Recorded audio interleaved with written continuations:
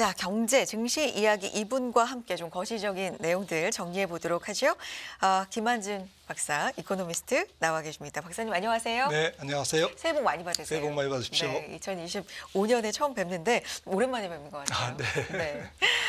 2025년에도 경제에 대한 이야기 좀 잘 부탁드리겠고요. 네, 새해 이렇게 첫 거래일도 미국 증시도 마무리가 됐는데 최근의 흐름 보면 10년물 미국 기준으로요. 채권금도 좀 높게 유지가 되고 달러 인덱스 간밤 109도 돌파를 하는 흐름을 보였거든요. 전반적으로 이건 어떤 상황으로 해석을 해보면 좋겠습니까, 박사님? 네, 어느 정도는 예상한 지금 상황이 조금 연초부터 숨가쁘게 지금 시장에 투영되고 있는데요. 사실 올해 정말 좀 주식시장을 비롯해서 모든 자산시장에 이 지표 하나만 보면 되겠다라고 하는 것이 미국 국채 금리인 것 같습니다. 네. 그래서 저는 올해 미국 증시가 이제 조금 폭은 지금 단언할 수 없겠지만 예단할 수 없겠지만 일정 폭 조정, 일정 폭이라고 하면 조금 애매하게 들리시겠지만 10%에서 한 20% 정도까지도 조정장이 나올 수 있다라고 보는데요. 그 트리거, 그 방아쇠가 결국에는 국채 금리일 것이다라고 보고 있고요. 네. 그 시점은 아마도 트럼프의 관세 인상이 직접적으로 조금 주식 채권 시장에 부담을 주는 올 2분기 정도가 아닐까라고 이제 지금 조심스럽게 예상을 해보고 있습니다. 시작부터 결론을 말씀을 해주셔서 좀 시원한 느낌도 드는데요. 일단 10%, 20% 조정장이 나올 수 있다. 그런데 그 트리거는 국채 금리가 될 수 있고 2분기가 될 수 있다. 이거는 이제 트럼프 2기 시작 이후에 맞습니다. 말씀을 하신 것 같은데 이 부분 한번 살펴볼까요? 국채 금리 얘기 좀 해주세요. 지금 왜 이렇게 올라가고 있는 겁니까? 미국 경기가 너무 좋기 때문에 그런 거죠. 사실 지난 2024년 미국 경제 성장률이 거의 한 2.7%로 추정되고 있고요. 네. 올해도 하반기는 모르겠습니다만은 상반기는 거의 한 2.5% 이상 찍힐 것 같습니다. 월가의 컨센서스는 2.8%고요. 네. 그래서 이 3%에 가까운 미국 경제 성장률 그리고 바이든 정부가 풀어놓은 바이든 정부가 다 풀어놓은 건 아니지만 특히 팬데믹을 지나면서 돈도 많이 풀고 조금 종이 지폐를 많이 찍었죠, 연준이. 그리고 재정도 이제 펑펑 썼습니다. 그래서 바이든 정부 때 특히나 2024년에는 제니 델런 재무장관이 또 돈을 많이 풀었거든요, 재정을요. 그래서 이런 부분들이 이제 트럼프 2기가 이제 부담스럽게 지금 2025년을 맞이해야 되는 이유고요. 이제 그리고 물가도 지금 지난번에 작년 내내 이렇게 우리가 봤습니다만 물가가 안정되고 있는 것은 사실이나 우리가 이제 두 가지를 주목할 필요가 있습니다. 첫 번째는 물가 상승률이 둔화된 거지 물가 자체가 지금 꺾이는 건 아니다라는 거죠. 그러니까 지금 코로나19 이전에 비해서 모든 서비스 물가나 제조 물가가 지금 거의 한 30% 이상 올라 있는 상태라는 거고, 두 번째는 이제 근원 물가, 지금 에너지와 음식료 가격을 제외한 근원 물가가 지금 근원 CPI 같은 경우도 3.3%에서 거의 북박입니다. 그래서 근원 CPI는 그것보다는 1%포인트 정도 낮지만 아무튼 이 근원 물가가 낮아진 거는 맞습니다. 네네. 고점 대비 엄청 낮아진 건 맞습니다만은 더 이상 하락하지 않고 있다라는 것. 이거는 인플레이션의 잔불이 있다라는 거거든요. 인플레이션의 잔불이 있는 상태에서 플러스 트럼프의 고압 경제. 트럼프의 고압 경제는 이제 여러 가지 3종 세트인데요. 일단 법인세 인하도 인플레이션 압력을 강화시키는 인플레이션에 조금 친화적인 정책이 되겠죠. 왜냐하면 총수요를 높이는 정책이니까요.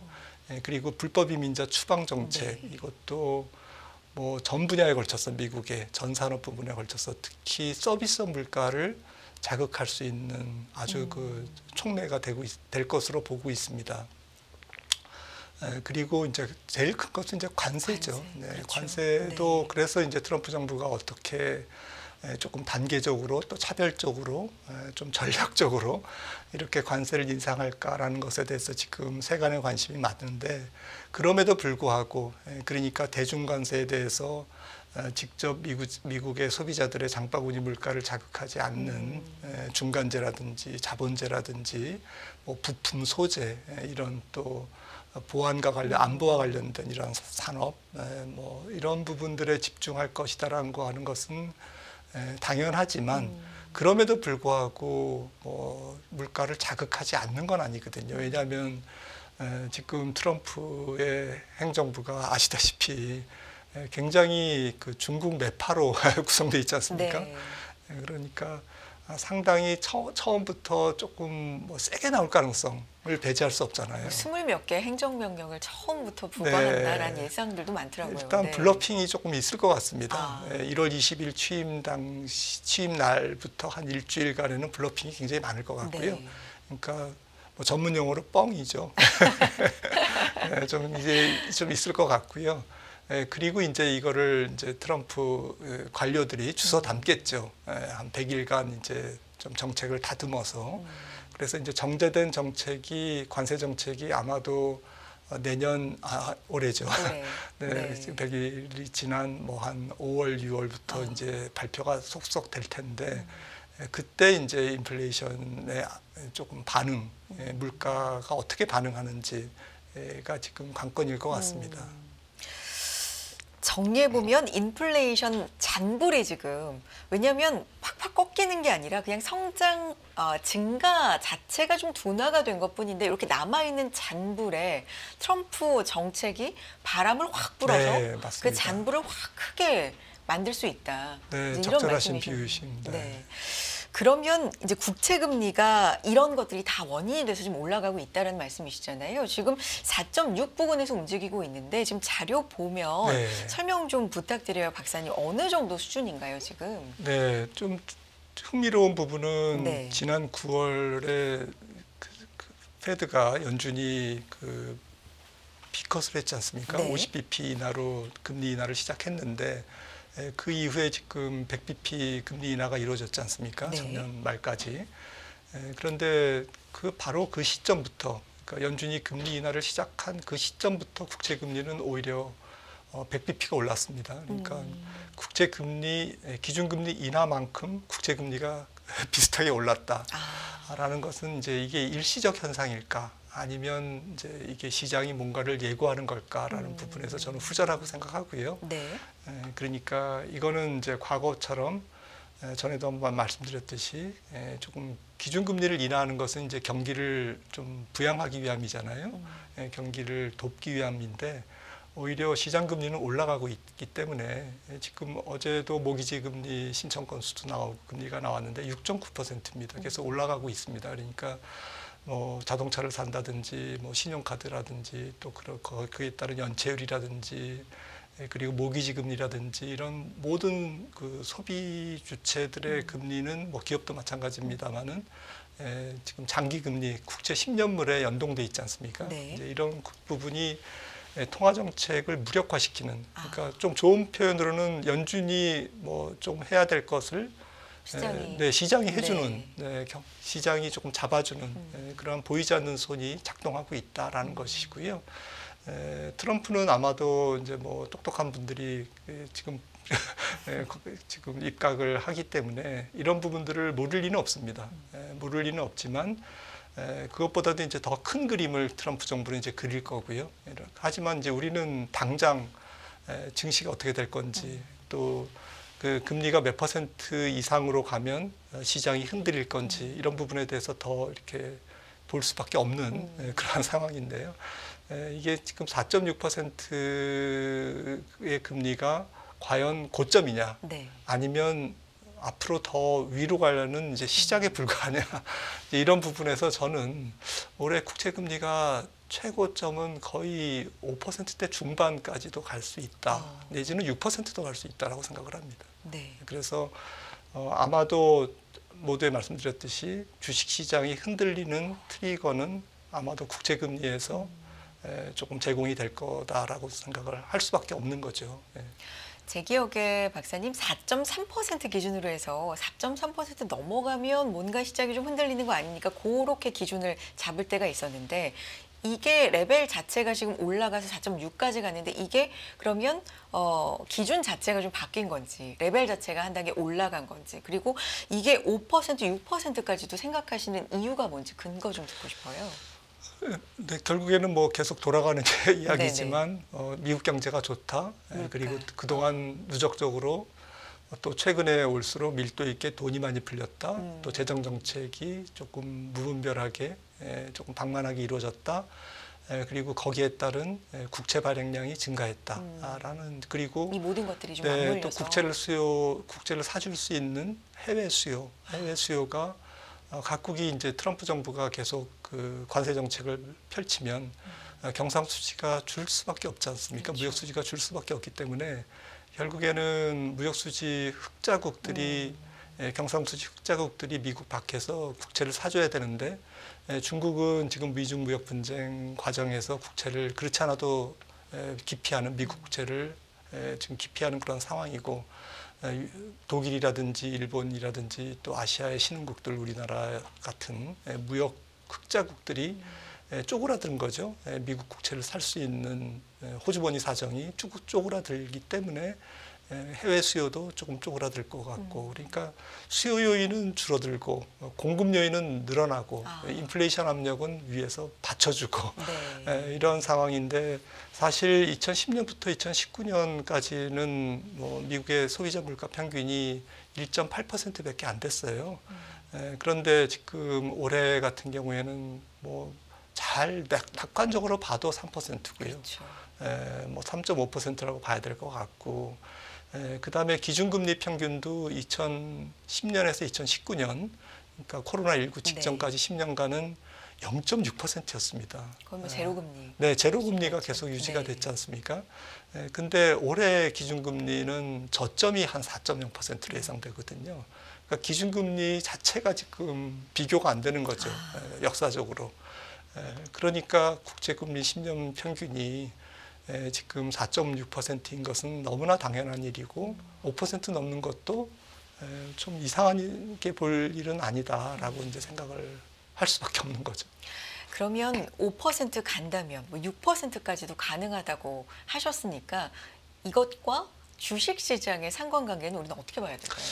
네, 아마 주식시장의 밸류에이션이 S&P 500 PER이 지금 22.5배가 아니라 뭐 한 18배라든지 뭐 20배가 안 된 상태면 뭐 국채금리가 6% 올라가도 조금 버틸 겁니다. 그런데 지금 M7도 지금 올해 뭐 실적이 한 M7을 비롯해서 S&P 500 전체적으로 실적이 주당 순이익이 한 11% 증가로 지금 컨센서스가 형성되고 있는데요.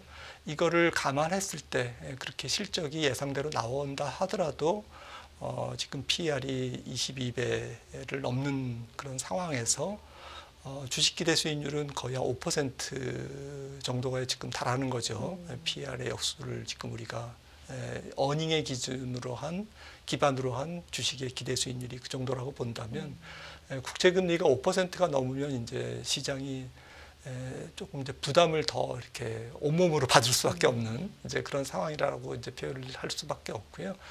그래서 구체적으로 국채금리가 몇 퍼센트 될 때 시장이 꺾일까라고 이렇게 단언할 수는 없습니다. 왜냐하면 어닝이 또 올해 지나가면서 11% 증가가 아니라 15% 증가할 거예요. 더 잘 나오고. 네, 그리고 네. 뭐 내년에는 조금 먼 이야기지만 2026년에는 또 이 15% 증가할 거야. 계속 그렇게 네, 가이던스도 그러면 잘 나오고. 네. 국채금리의 이제 상승을 조금 그 맷집이 생기는 거죠. 시장이. 버틸 수 있고 네, 이길 수 있고. 네, 실적이 좋아지니까 네. 예상 이익을 대입한 PER은 계속 낮아지니까 주가는 그 갭만큼 더 올라갈 수 있어. 그리고 금리는 뭐 올라가는 거는 경기가 좋기 때문에 그런 거야. 경기가 좋기 때문에 기업 실적도 좋을 거야. 이렇게 긍정적으로 충분히 해석할 수 있는데 문제는 이제 어닝이 조금 금이 가고 금리는 올라가고 그다음에 트럼프의 정책도 법인세 인하라든지 이런 것으로 인한 긍정적인 효과는 조금 뒤늦게 나오고 하반기라든지 내년 이후에 나올 수도 있지 않습니까? 네. 그리고 하지만 지금 뭐 인플레이션에 압력을 주는 관세라든지 불법 이민자 추방이라든지 이런 부분들은 좀 즉각적으로 금리에 또 물가에 영향을 주고, 그러니까 부정적인 영향은 조금 바로 나오고 긍정적인 영향은 트럼프 정책이 조금 뒤늦게 나오고 이렇게 시간별로 미스매칭이 일어난 상태에서 물가가 자극되고 금리가 올라가면 시장이 조금 버틸 수가 없다라는 이제 그 말씀을 좀 드리는 거고요. 그래서 뭐 그 시점을 딱 꼬집어서 예단하기는 어렵지만 아마도 이제 관세 인상에 그거는 달려 있다. 관세 인상의 스케줄에 달려 있다라는 거고, 두 번째는 아마도 1월 20일 날 당장 그게 금리가 튀고 트럼프가 취임하자마자 그러기보다는 아마도 정제된 관세 정책이 본격적으로 나오고 그게 실행되는 아마도 2분기가 아닐까 이렇게 이제 조심스럽게 추정을 하는 거죠.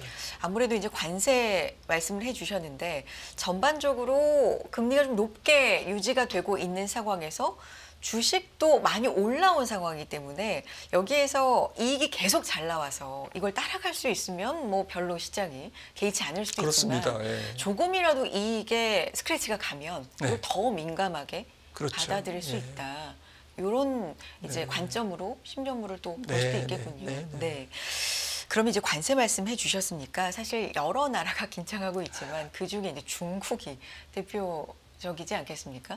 중국에 과연 어느 정도 관세를 실제로 부과를 하고 뭐 협상이라는 말도 많이 나오는데 뭐 어떤 게 오고 갈지 이런 부분이 좀 주목이 되는데 어제 중국 증시 같은 경우도 물론 지표도 안 나왔습니다만 그런 트럼프 2기에 대한 긴장감으로 2%대 또 크게 하락한 것도 분석이 좀 나오더라고요. 중국 관점에서 좀 어떻게 봐야 될까요?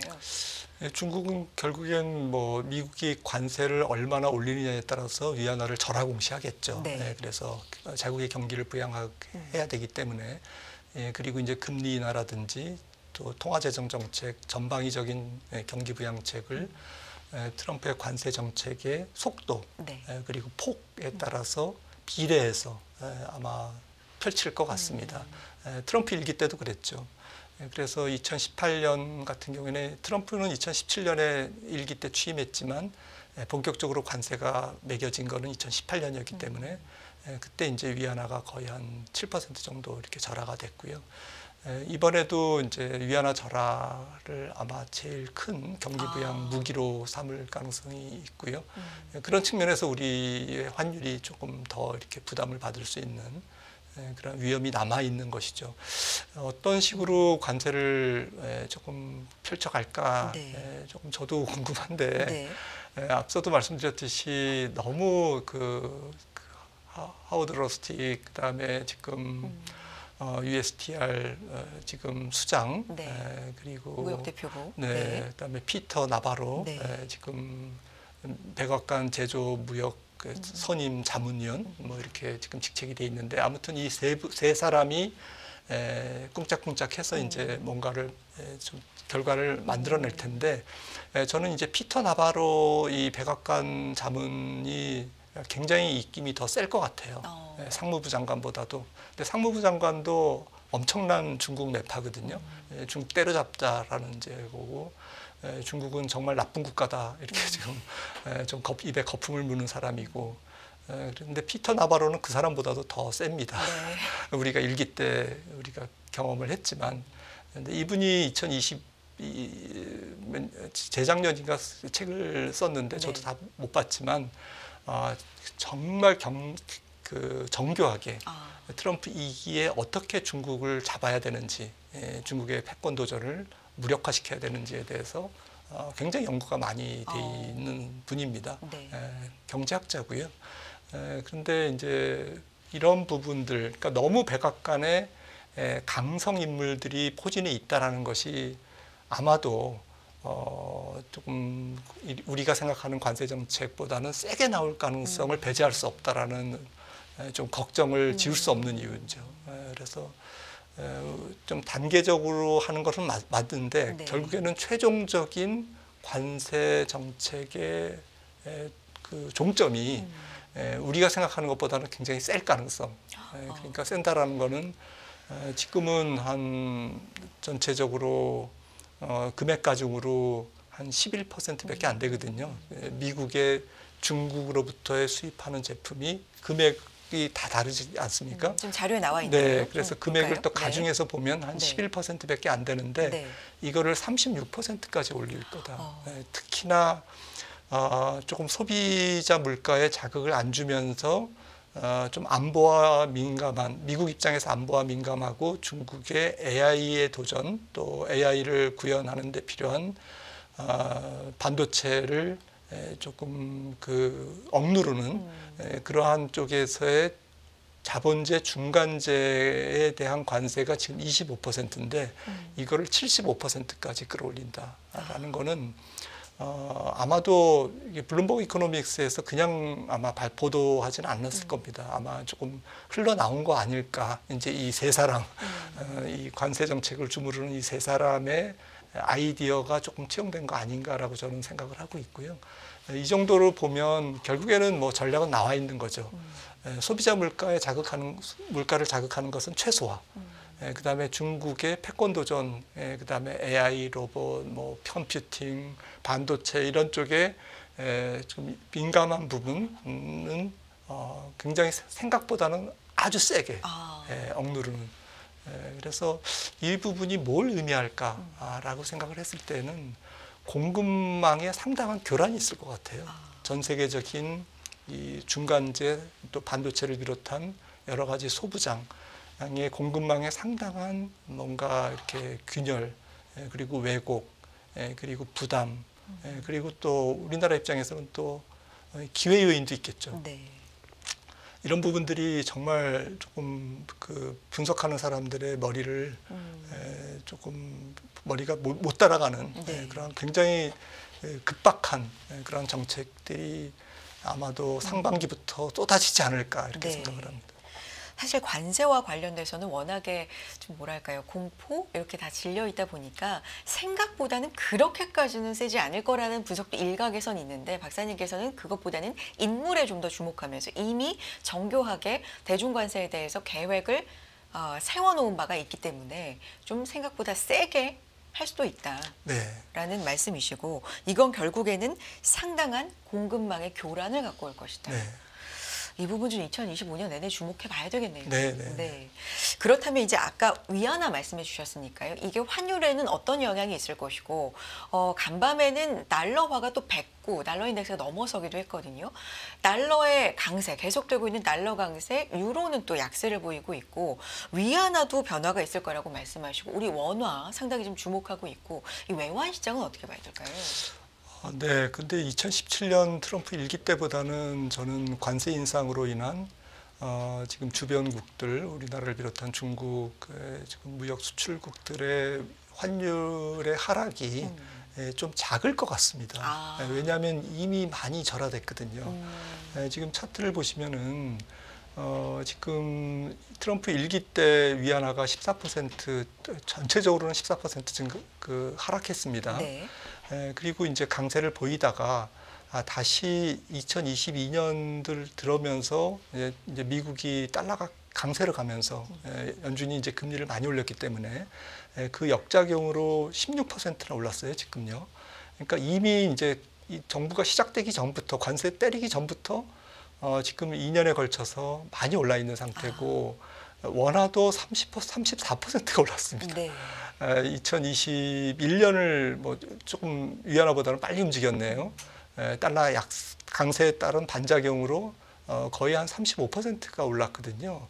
이런 상태에서 지금 관세 인상을 막고 있기 때문에 이게 이제 이때처럼 여기서 14%가 오를 거다라고 보는 것은 적절치 않은 전망인 것 같고요. 근데 위안화 약세를 이제 용인한다라는 얘기도 이미 네. 트럼프 이기 전부터 계속해서 네. 이제 흘러나오고 있어서 이 부분에 대해서는 좀 영향이 없을까요? 그렇죠. 아마도 이제 결국에는 뭐 지금 예상되는 관세 정책이 나올 경우에는 적어도 5% 이상은 지금 올해 추가 절하를 할 거고요. 그 5%라는 것이 지금 달러 인덱스로 보면은 지난번 고점이 113이었습니다. 네. 지금 간밤에 이제 109를 살짝 넘겼는데 지금 113까지가 거의 한 4.5% 정도 남아 있거든요. 그러니까 한 5% 정도 올라가면 한 115 이제 이렇게 되지 않습니까? 딱 그 정도네요. 네, 그 정도가 이제 올해 달러의 추가 강세폭, 또 위안화의 추가 절하폭, 그다음에 원화는 이제 이렇게 되면 한 1,550원, 네. 450원 정도가 이제 올해 도달할 수 있는 좀 뭐 목표선, 뭐 적절한 목표 표현은 그렇습니다만은 예상선이 전망을 한번. 네. 가장 최악의 경우에 한 1,500원대 중반 정도가 아닐까라고 생각을 합니다.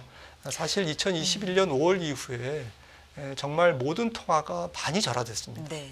그래서 우연치 않게 트럼프가 당선됐을 거를 조금 좀 반영한 거 아닌가 이렇게 생각할 정도로 많이 지금 매를 먼저 맞은 상태고요. 특히나 뭐 트럼프 취임 다음에도 우리가 트럼프를 처음 겪는 게 아니기 때문에 학습 효과가 있기 때문에 네. 지난 9월 이후에도 11월 5일 이후에도 또 환율이 또 달러 강세가 조금 더 이루어지는 것도 주목해야 될 것 같습니다. 절하폭이 있겠지만 이미 좀 된 측면이 있기 때문에 생각보다 크지는 않을 것이다. 지난 전 고점 달러 인덱스 정도로 지금 생각하고 계신 거고요. 알겠습니다, 박사님. 오늘 여기까지 듣도록 하겠고요. 2025년 한 해도 경제에 대한 전망 좀 잘 좀 부탁드리겠습니다. 네, 알겠습니다. 네, 오늘 말씀 고맙습니다. 네, 고맙습니다.